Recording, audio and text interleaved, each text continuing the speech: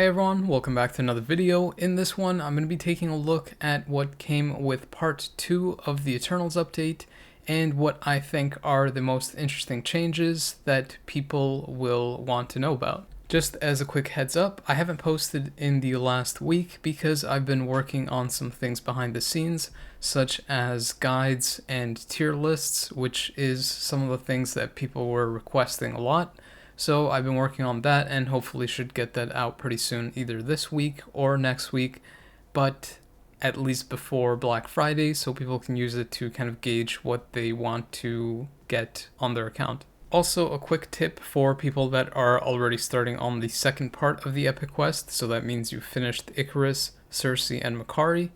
Start off with Kingo's Epic Quest first, since that has no hard stops in it, and you can transcend him right away if you end up going through it completely.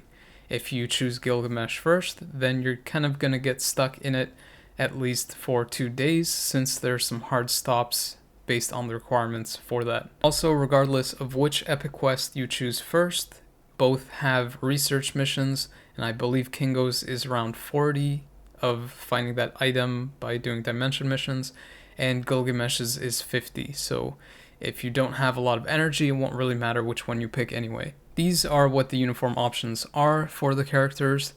Largely, they're not great, but they're not horrible either. The uniforms are sort of outdated, and I believe that Thena's is probably the best because it has the most relevant uniforms in the list. Gilgamesh is the tank character for this update that looks like he's oriented to be a powerhouse in PvP because he's so tanky and has so much health. His first skill is really good for PvP because it has the ignore targeting effect on it, it has a 6-second cooldown, and if you noticed in the icons, it does have a partial iframe as well as super guard break, which will basically head rock the opponent even if they have immunity to guard break.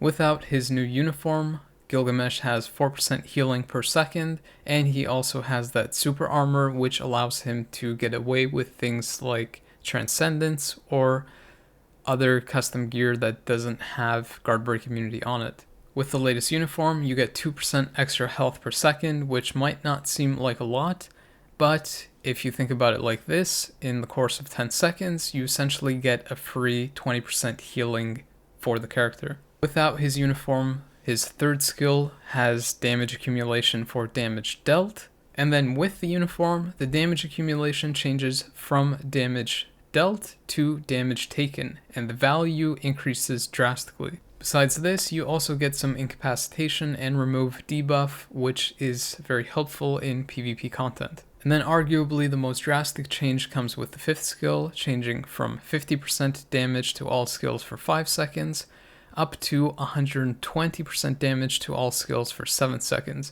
so it almost triples in value.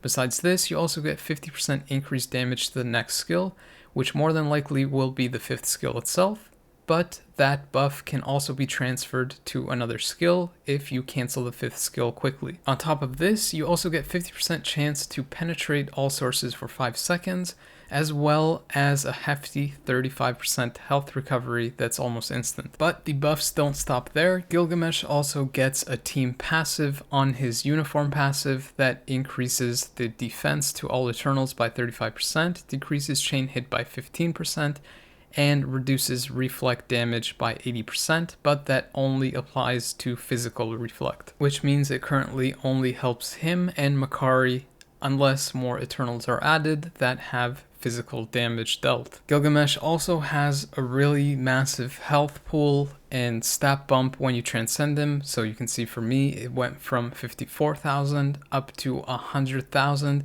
with no build at all. I have nothing equipped and he's already over 100,000. And what's crazy is that if you get a high rolled artifact, you can push his healing and HP even further. You can see here for a 6-star artifact, once you drop to 40% health, you can recover up to 80% back and increase your HP by 75%. But most people think that that's the limit because they kind of forego the text underneath that says that value can increase higher based on your instinct values.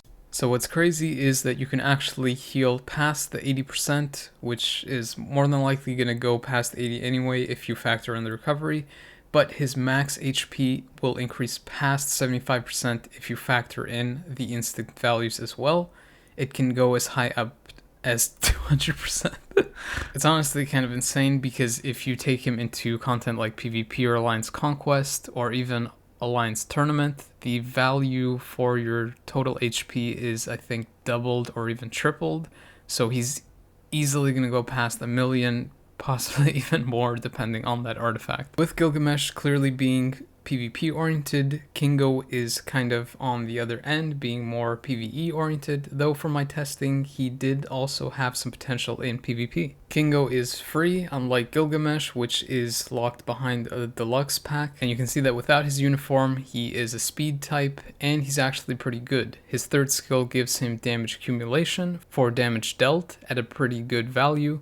And then with the uniform, he gets a bunch of additional things like super armor, immunity to damage for a period of time, paralysis, and most importantly, he gets that 6% recovery, which might not seem like a lot, but it actually stacks up and applies multiple times, which can pretty much heal him to full if he stays in that little bubble that appears with the third skill. And I'm pretty sure that the skill also heals allies, since it functions very similarly to the disco ball that Dazzler has on our third skill, or even Rescue's third skill. I haven't tested that yet, but I'm pretty sure that you can do that since it's an area of effect skill. His fourth skill gives him 50% increased damage to all attacks, which with a new uniform gets decreased to 40%, but you also gain 40% ignore dodge rate on top of it. His base fifth skill is actually pretty good. It has 7 seconds of damage immunity, a self buff of 30%, 50% chance to penetrate all sources, and all defense down that ignores immunity up to 50%, as well as paralysis. With the new uniform, you lose 10% chance to penetrate all sources, as well as 10% all defense down that ignores immunity, and the paralysis, but the damage immunity gets converted to 7 seconds of invincible. Kingo also gets a reset mechanic on his uniform passive, similar to Shang-Chi and Luna's previous uniform, not the most recent one, but the one before that. Also, something of note with Kingo is that as a speed type, he has a lot of iframe ignore, so 2 of his skills are full iframe ignores, and 1 of them is a partial. Then with his new uniform, where he gets converted to a blast type, he doesn't have full iframes anymore, but instead has 2 partial iframes, which for PvP it suggests that even though he has less damage in his speed form because he doesn't have the uniform bonuses, he should be able to survive a bit longer and do more damage in total over time. His stat bump isn't as high as Gilgamesh's was, but that's kind of expected for a speed or blast type, though his damage is actually pretty high even though he doesn't get as massive of a stat increase. And then if you're lucky to get his artifact, you can get a little bit more damage. It's not as crazy as Gilgamesh's artifact, but it will give you an additional 25% damage at the max rank when the opponent is under 50% health, which is very useful for PvE, but also PvP, since PvP characters aren't usually at max health, but hover around that 50% mark. Thena is kind of the question mark for this update because no one currently has her unlocked due to the fact that Gilgamesh's epic quest has hard stops in it where you have to wait to be able to complete certain missions. And if you're not aware, you need to complete all of the previous epic quests for the Eternals to be able to access Thena's epic quest in order to unlock her and take her to T3. That said, in the collection part of the epic quest, they have added her bios, though it's unclear how you are able to get them, so I'm not entirely sure if you are able to get her in another way that kind of forgoes getting the 2 deluxe packs to get her, but regardless, you need to get to her epic quest in order to T3 her, or so it would seem based off the patch notes. Anyways, you can see that her leadership is already one of the best in the game, giving 50% increased damage to all allies, as well as that 20% increase to defenses. She also has that Null-like passive that gives her 5% pierce damage natively. And if you've played Null, you know just how good that is in content like PvE. But what some people have missed is that Null has no all defense down that ignores immunity. He simply has the pierce damage. Currently, Thena is the only character in the game that has the pierce damage as well as the all defense down that ignores immunity, since she has it both on her second and her fourth skill, which means that she could potentially be one of the best characters in PvE content, since she's also a universal type and doesn't suffer any damage penalties. Her current 5th skill has 4 seconds of invincible, and with the new uniform that gets bumped up to 5 seconds, as well as a self buff of 25% increased damage. Not only that, but the 5th skill now becomes a full iframe, whereas before it wasn't an iframe at all. The epic default V-pad movement skill that is the 3rd skill unfortunately also gets changed with the new uniform, where it gains the paralysis effect, damage accumulation for damage dealt, and becomes a partial iframe. The reason that the paralysis and silence is significant is because she is a universal female type, which more than likely will make her meta for ABX, if that's the thing you're into. Her uniform passive is actually pretty interesting, since it gives her chain damage increase, decreased damage taken up to 35%, and guard break immunity, which means that she can potentially function with every CTP in the game, depending on how she plays, and you can use her in PvE and potentially PvP, so I'm quite excited to try this out, but unfortunately I have to wait till I can finish these epic quests. Her stat bump seems pretty decent. Her damage is on the high end and pretty much doubles when you T3 her, though her HP does seem to be lacking a little bit, since you would expect it to be at least in the 35,000 range when you T3 her. Her artifact isn't anything too crazy, but does reinforce the idea that she's going to be a very strong PvE character, since it gives her ignore dodge, which she's kind of missing in her current kit, as well as the increased damage to supervillain types specifically. One other notable thing that's missing is a self-heal, which is quite unfortunate, since it's kind of become a little bit of a staple now for being able to play high-end content, which encompasses both PvE and PvP. On Gilgamesh's base kit, his 3rd skill goes from 14 hits, and then with his uniform that drops down to 4 hits, which doesn't really matter because you're going to be canceling that skill anyway. His 5th skill changes from 38 hits without a uniform to a total of 47 hits with the uniform, though you can see that the animation time is also a little bit longer. The rotation for his base uniform would be something like a 3 delay cancel after the energy goes up, 5 delay cancel after the aura appears on the ground, and then stay in your 4th skill. With the new uniform it's a little bit different. You do 3 instant cancel into your 5, and then you cancel the 5th skill after 3 hits and the big aura appears, and stay in your 4th. If you want to incorporate the 6th skill, you do 3 cancel 6, cancel 5, delay cancel 4. Kingo's 2nd skill is 8 hits without a uniform, and then with a uniform it goes up to 11. His 3rd skill is 6 hits total, and then with the uniform that gets increased to 15 hits total, though the animation is longer. On the base kit, the 4th skill does 27 hits, then with the uniform equipped it goes up to 35 hits, though the damage over time is a little bit longer as well. Then finally the 5th skill is a total of 35 hits with no uniform, and again with the uniform that number goes up to 63, which is a little bit crazy since it's almost double the number of hits. A possible rotation for the base look would be to do 3 cancel 5, delay cancel a little bit till he goes into a slash animation, and then 4. You can see that in this clip I also incorporated the 6th skill, or his awakening skill, and that's put in after the 3rd. So the rotation would be 3 cancel 6, cancel 5, a little bit of a delay cancel 4. Fortunately, both Kingo and Gilgamesh have awakening skills that can be insta-cancelled. With a uniform and a single skill damage proc, you can try 3 cancel 4, delay cancel after he shoots the ground, 2 almost instant cancel, and then stay in your 5th.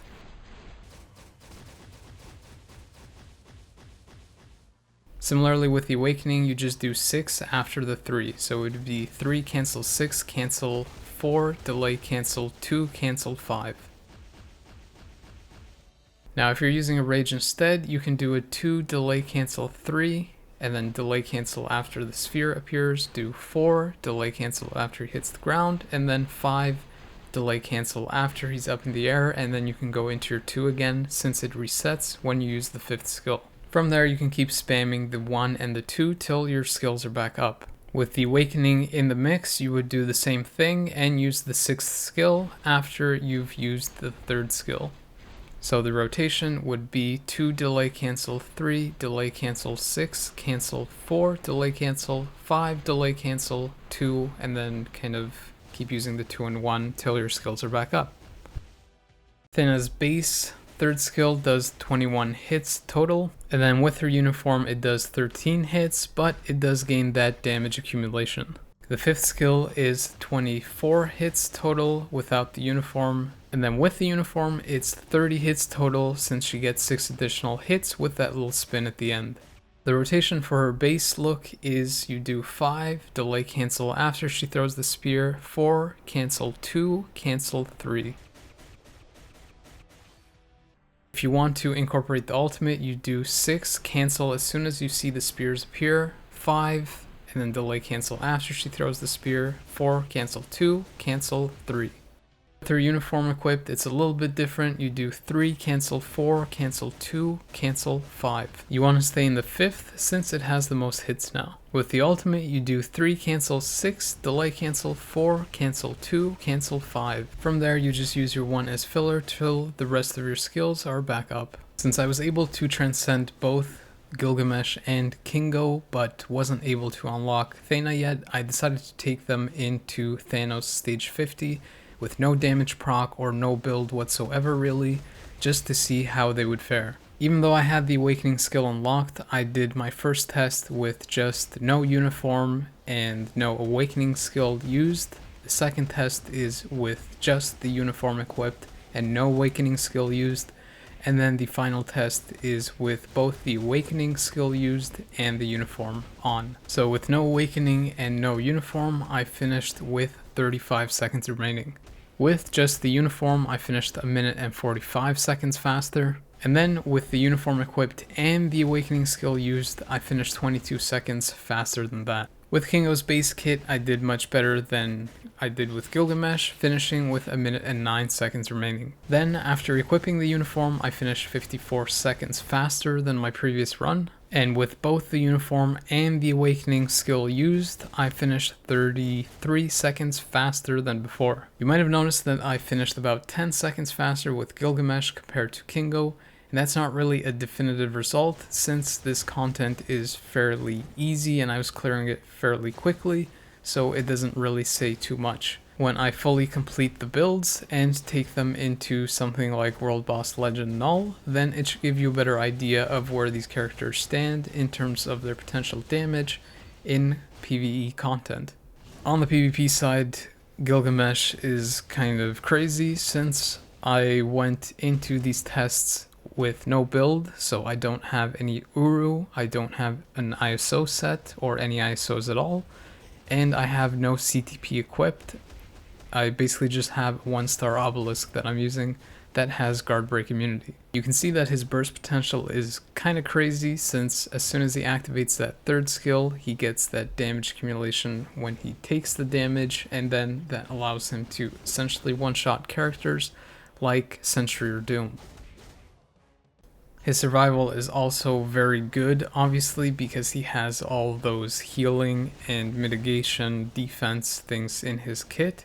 So if you pair him with characters like Colossus or Cersei, you can make him even more tankier, which is kind of crazy since the opponent will essentially have to use someone like Molecule Man to counter all the supports that you can stack on top of him. Especially since Cersei also gives him that debuff cleanse, so she acts like a wasp effect as well. A lot of people initially thought with this update that Gilgamesh would replace Wolverine, and I don't really think that's going to be the case since Wolverine is very offensive oriented and he can actually kind of rip through the healing that Gilgamesh has because of all the bleed effects that he has. You could see in that previous clip that even though I had all those supports, Wolverine was basically very, very close to taking me out. Fortunately, I was able to survive because of the healing and also because of some of the challenger support buffs that I have. Once timeline resets and I get a full build, I'll be able to accurately test how good Gilgamesh stands with a full build. I will mention one thing though, that Gilgamesh is a little bit weird because his skills are so incredibly slow that he often doesn't go through them, so he doesn't go through his full 5th skill, and often takes out the opponent with the first skill, his iframe ignore, after he's accumulated a lot of damage taken, or by surviving long enough to go into his awakening skill. So that's going to be interesting to see how that works in Alliance Conquest, where you have a limit of 45 seconds in a battle. Though if you decide to use him in timeline, it's basically a non-issue. In terms of a build recommendation, I'd say that most people will likely use a CTP of regen to boost his passive healing and his active healing on his 5th skill, as well as the artifact or even the awakening skill. You could potentially also use a CTP of authority, though the damage accumulation from it might conflict with his 3rd skill, since he uses that frequently, and it would result in less damage if the damage accumulation from the CTP of authority takes precedence over his own 3rd skill. Other than that, you could possibly even use a CTP of transcendence since he does have super armor, or even a CTP of greed since he's so tanky. I mentioned previously that Gilgamesh does have some potential for PvP, and that's largely due to the fact that his 5th skill does a lot of damage and has kind of a high priority iframe. He does obviously struggle versus characters that have a lot of iframes, like Doom for example, though his 3rd skill is actually pretty useful since it helps him stay alive for a good period of time, so a survival based build might be pretty interesting with him. Especially since he does so much damage, even with my non-build, I'm still able to one-shot a Doom with the 5th skill. His base kit is also pretty interesting since it does actually function pretty well, considering the fact that he has so many iframes, and because he has that paralysis effect which can lock down opponents. You can see that in this fight I'm able to take out a sentry, again with no build and even without the damage increase that you would get from the uniform, and I'm also able to survive long enough to use the awakening skill. I repeated the fight to show you that it isn't really a fluke and that he can do this even without having to use the awakening skill to be able to take out sentry. He does have enough damage on his base kit to be able to do this, even with no damage proc on the build. He is also capable of taking out 1 Life of Doom. He does have enough damage for that, though he doesn't have enough survival or enough tools in his kit to be able to take out a 2nd life for the most part. I also wanted to cover dimension rifts in this video, but I think it would get too long, so I'm going to leave it for another video. You see that little bar in the bottom left there with crossed swords? You basically want to run a dimension mission multiple times so you can fill that up fully, and your allies, your friends, and your alliance mates can help fill that up. And when you get the progress to full, you can essentially get a daily reward box. So you want to do that at least once a day to get 1 reward box. Otherwise, you can keep running more dimension missions to get these stones to open up higher difficulties and stuff. But I'll cover it in another video. That's just the basis of it. Run it at least enough times so you can get that daily progress box. Also, the stage 6 of each dimension rift can get very tough, so the team that I would recommend for that is White Fox Lead with President Loki uniform. Anyways, that does it for this video. I'll go into detail about the dimension rift stuff in another video and give you some helpful tips on how to do that most effectively and efficiently. And the videos after that, I'll cover things like Kingo and Gilgamesh with full builds in PvE and PvP, as well as how Thena does in PvE and PvP as well. If you enjoyed this content or found it useful, consider liking and subscribing since it helps my channel grow. And if you have any questions, you can leave them in the comments below, or you could even consider going to the Discord channel if you need more help or want to talk with other like-minded people in the community. Thanks for your time and watching, but the video is now. over.